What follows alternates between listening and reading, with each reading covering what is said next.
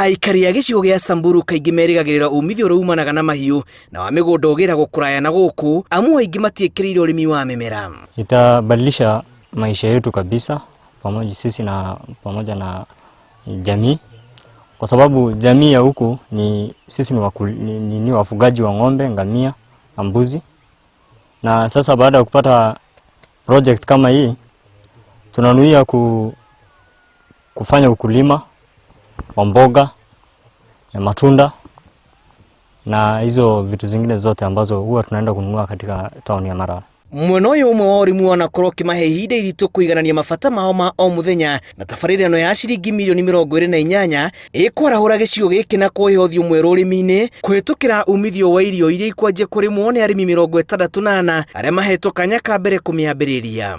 Mimea ile tunatumai itawekwa kwa shamba hivi ni mboga, nyanya, vitunguu na any other horticultural crop yenye itakuwa suitable katika sehemu hii. Hakuna mtu ambaye hatakuwa involved kwa hii project. Hao watu wenye tuliongezewa ni jamii tu ya huku Lulu na Orokolomo ambao walikuwa wanaishi msituni forest, ubande zinaitwa Altungai, Metarai na Lorok.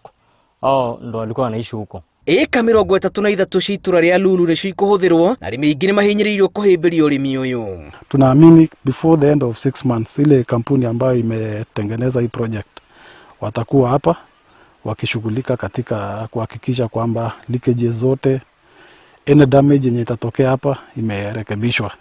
Hata Maralal is a potential market because hiyo mazao ambayo ziko Maralal nyingi zao zimetoka kwingine.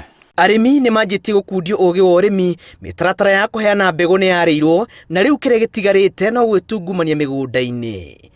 Ngĩribotera Inooro TV, njĩtagwo Julius Karithi wa Mũnene.